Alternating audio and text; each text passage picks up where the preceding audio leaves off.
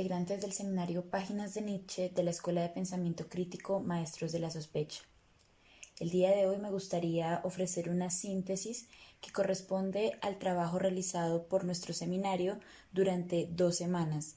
Es decir, que en esta síntesis estará recogido un poco el trabajo que hemos realizado referente a los apartados 4, 5, 6, 7 y 8 del caso Wagner, un problema para músicos de Nietzsche. Me gustaría primero comenzar agradeciendo a las personas que nos compartieron sus comentarios a lo largo de estas 2 semanas. Fueron comentarios que nos permitieron enriquecer la lectura individual y colectiva y que son una base fundamental para la elaboración de este comentario. Y también me gustaría agradecer a mi compañero en la coordinación, Miguel Palacios. Quisiera comenzar esta síntesis con un epígrafe de uno de los textos que referencia el traductor en esta oportunidad, y es el texto de Los mejoradores de la humanidad en el crepúsculo de los ídolos. El epígrafe dice así: llamar a la doma de un animal su mejoramiento es algo que a nuestros oídos les suena casi como una broma. Quién sabe lo que ocurre en las casas de fieras pone en duda que en ellas la bestia sea mejorada. Es debilitada, es hecha menos dañina, es convertida mediante el afecto depresivo del miedo, mediante el dolor, mediante las heridas, mediante el hambre, en una bestia enfermiza.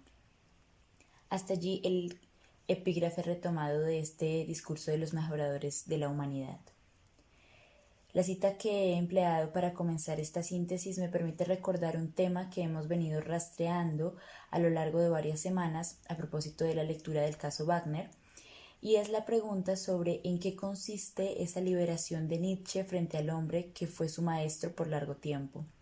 ¿Qué es lo que representa Wagner para el pensador alemán? Algunos de ustedes en sus comentarios se preguntaban un poco cuál es como esta aparente obsesión de Nietzsche frente a Wagner.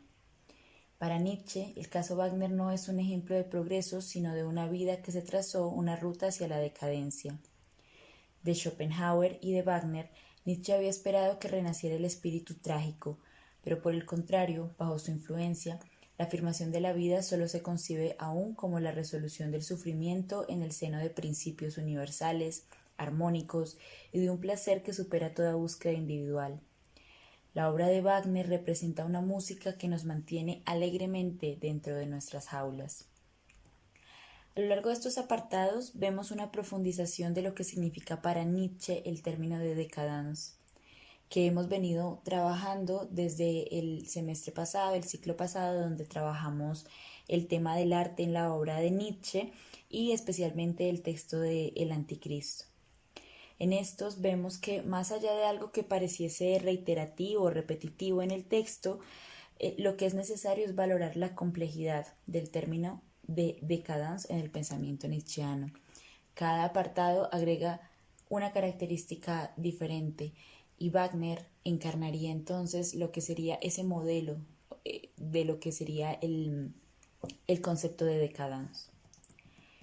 En los apartados que trabajamos estas 2 semanas, nuestro pensador de referencia, utilizando una de las obras más conocidas de Wagner, El Anillo del Nibelungo, traza una ruta del proceso que condujo a Wagner a abrazar el espíritu de la decadencia.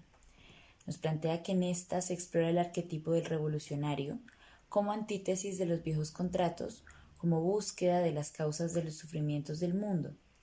En este caso, Siegfried, el héroe de esta obra de Wagner, en un primer momento es un hombre con la capacidad de matar a un dios, una especie de superhombre.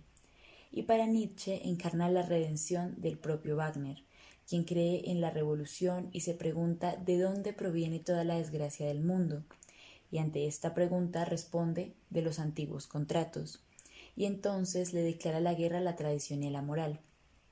Sin embargo, a lo largo de los 26 años durante los cuales fue escrita y compuesta la obra, su autor sufre una transformación, lo que para Nietzsche representa un tropiezo y una parálisis. La filosofía schopenhaueriana. El anillo, Se reduce entonces al lenguaje schopenhaueriano, nos dice Nietzsche, y evidencia la vergüenza de Wagner por haber puesto en la música el optimismo. ¿Pero qué significa entonces Schopenhauer y su filosofía para Nietzsche? Como en el caso de Wagner, la relación entre Nietzsche y Schopenhauer también comenzó con una gran admiración de nuestro maestro de la sospecha hacia Schopenhauer. Bátimo explica cómo encontró en él, al menos en un primer periodo de su producción, los instrumentos conceptuales que le permitieron formular filosóficamente su visión del mundo, instrumentos que, indudablemente, influyeron en el contenido de esa visión del mundo. También es verdad que, especialmente por lo que se refiere al problema central de la verdad, Nietzsche vino constituyendo su propia posición de manera sustancialmente independiente de Schopenhauer y con referencia a un tipo de experiencia que, en el fondo, en el sistema de Schopenhauer no podía encontrar un lugar apropiado, y en esto me refiero a la experiencia del conocimiento histórico. Podemos también remitirnos al texto Nietzsche y la filosofía, donde Gilles Deleuze retoma las palabras del mismo Nietzsche en La Galla Ciencia, y en esto abro comillas. Schopenhauer dio una resonancia a la cuestión de la existencia o de la justicia de una manera hasta entonces inaudita, pero él mismo halló en el sufrimiento un medio de negar la vida, y en la negación de la vida el único medio de justificarla. Más adelante nos dice, desde el momento en que rechazamos la interpretación cristiana, vemos alzarse ante nosotros terriblemente la pregunta de Schopenhauer. ¿Tiene algún sentido la existencia? Esta pregunta requerirá siglos antes de poder ser sencillamente comprendida de manera exhaustiva en los recovecos de sus profundidades. La respuesta que le dio Schopenhauer fue, dice Nietzsche, se me perdonará, prematura, es una fruta verde, puro compromiso.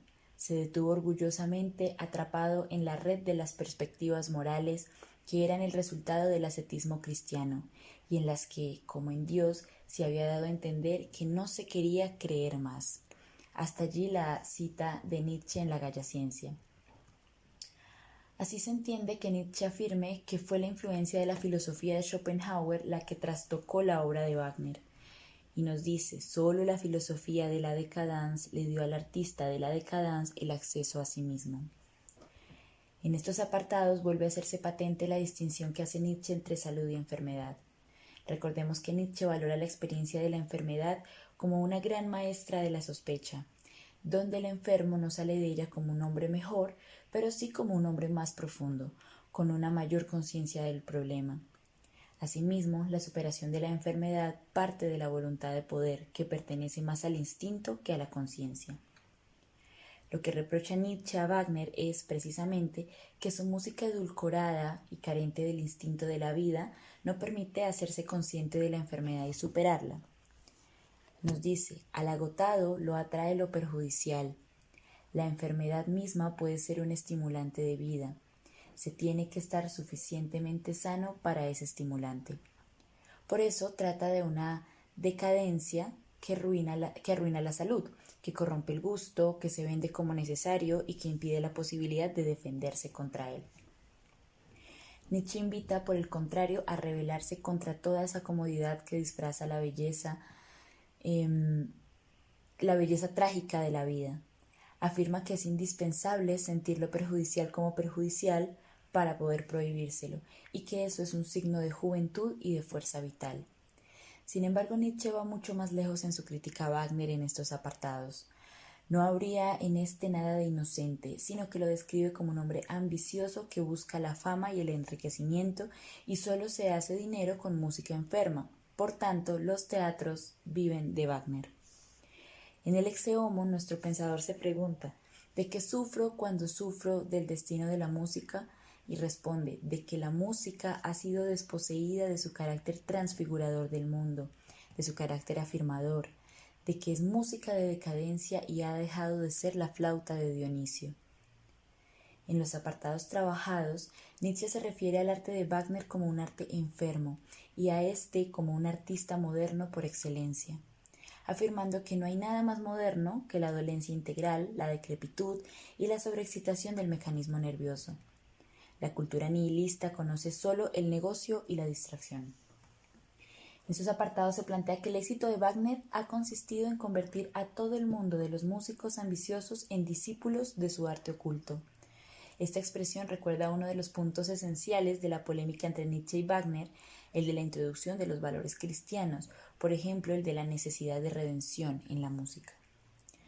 Nuestro maestro de la sospecha quiere ir más allá de criticar ahora los errores de la moral y de la religión, sino que desea crear valores nuevos para permitir el surgimiento de una nueva humanidad.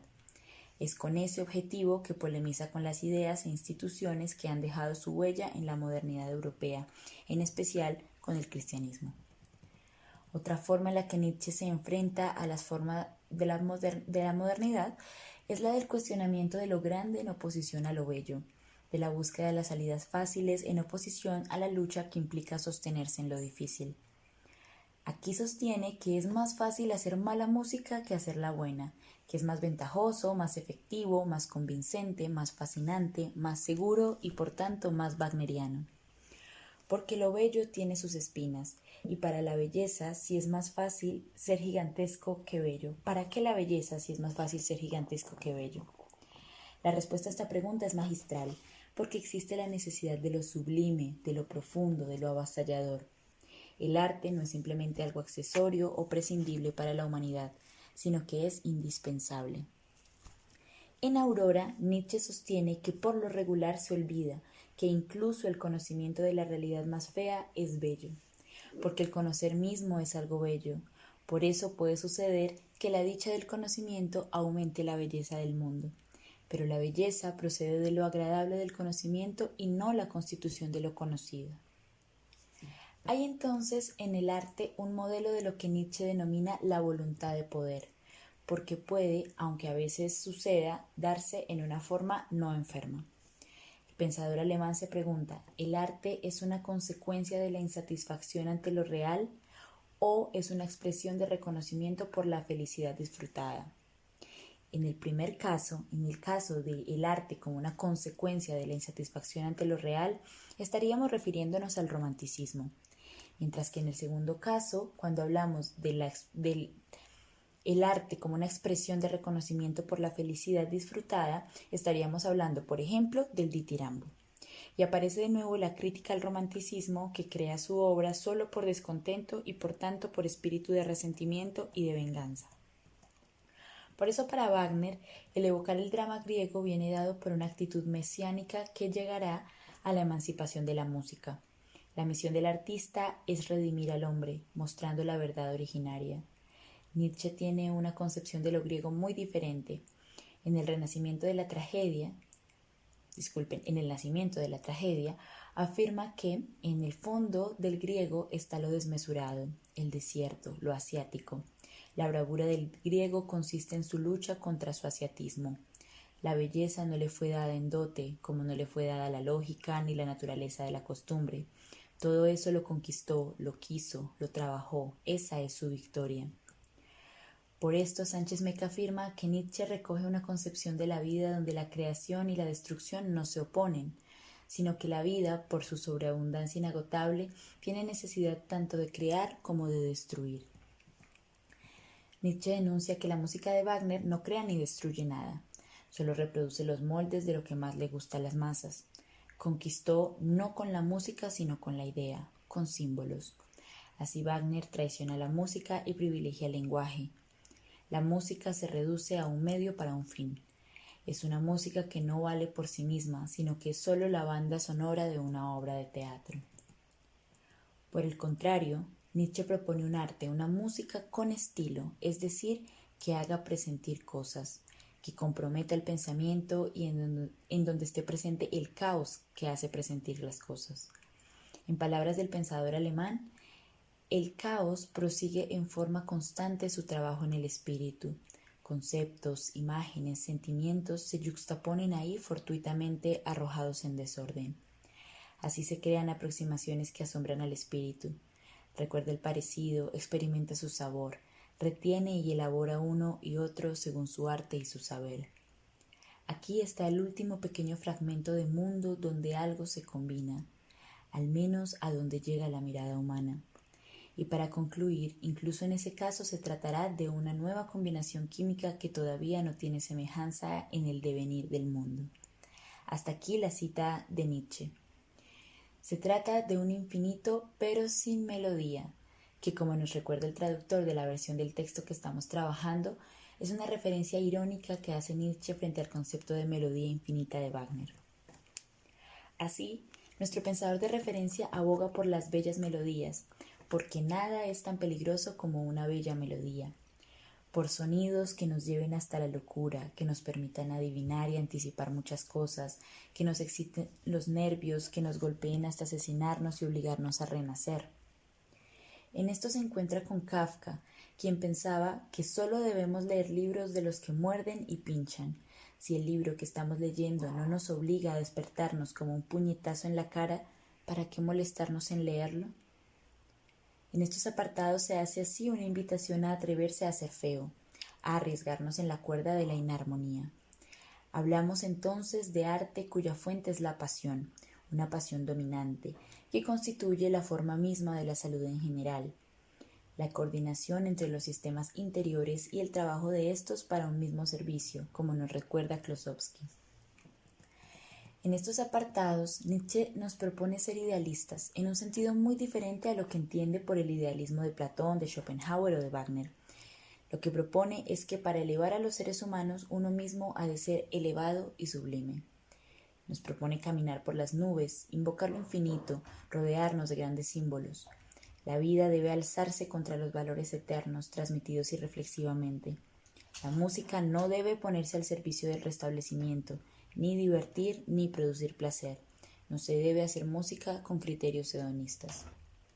Aquí introduce ya en el apartado 7 la idea de la decadencia de los artistas, entendida como una decadencia del carácter, donde el músico se convierte en actor y su arte se constituye como un talento para mentir.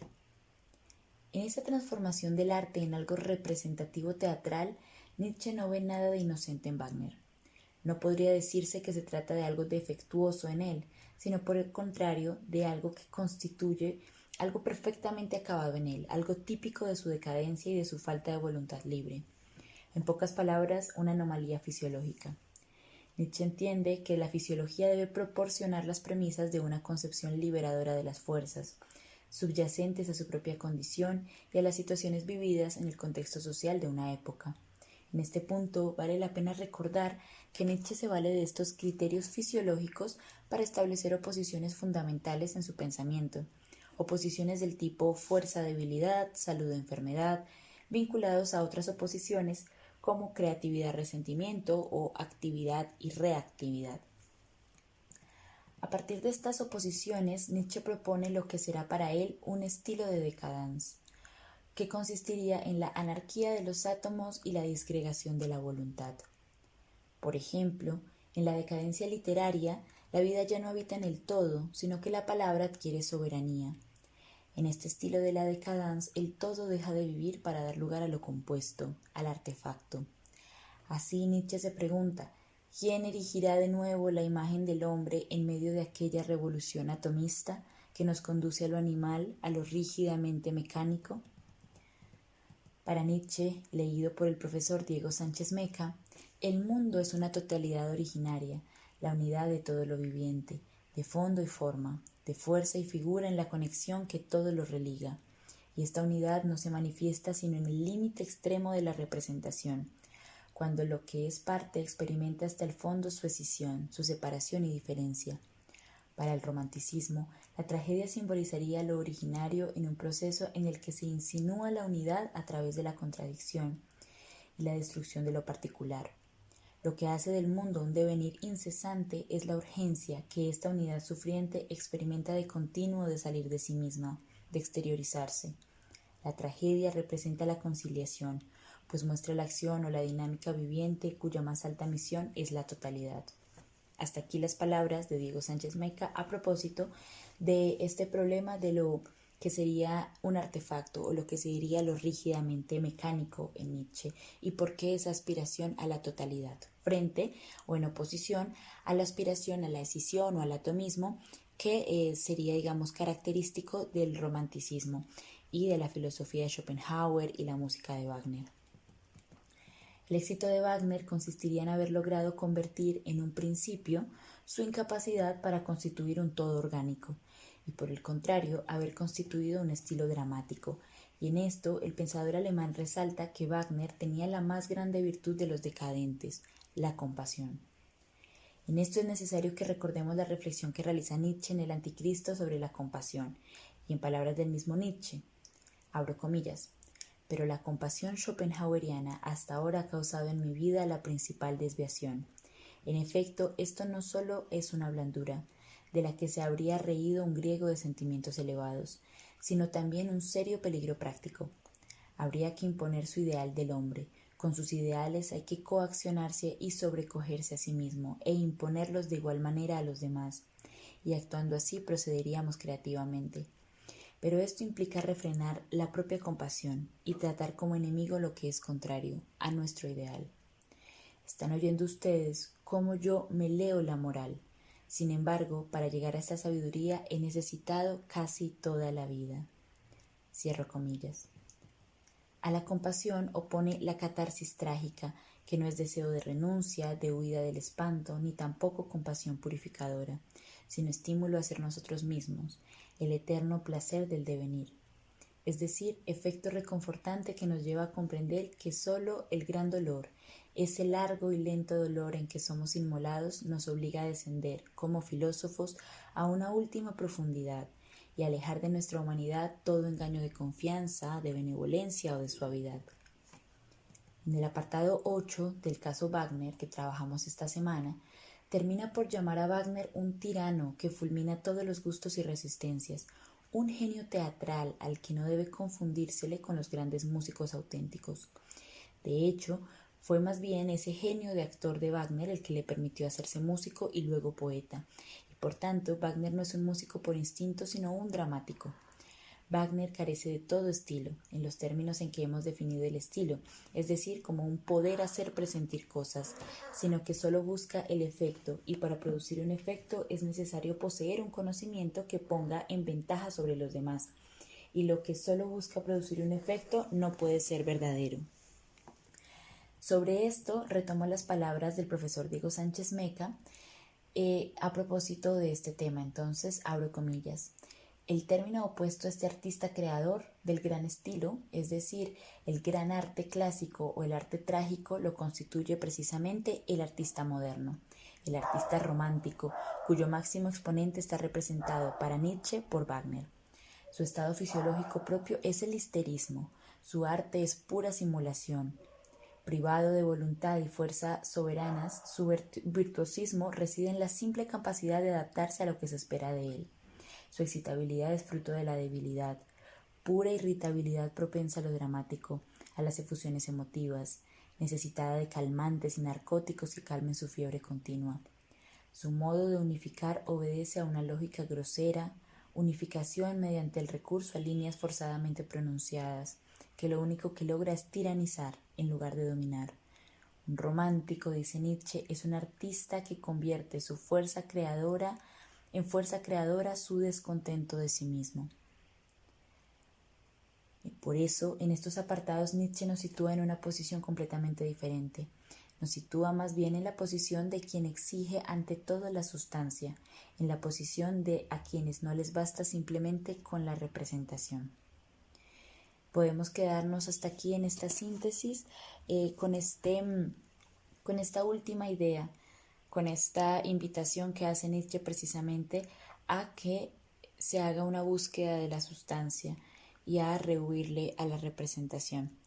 Tendremos que seguir pensando a qué se refiere Nietzsche con esa sustancia, dónde se busca la sustancia, cómo se busca. Por ahora nos quedaremos con estas y otras preguntas que quedan a partir de la lectura. Agradecemos mucho sus comentarios, su escucha activa, su lectura de los apartados y esperamos que nos esté permitiendo pensar este problema del arte desde el pensamiento de Nietzsche. Muchas gracias y les deseo un excelente día.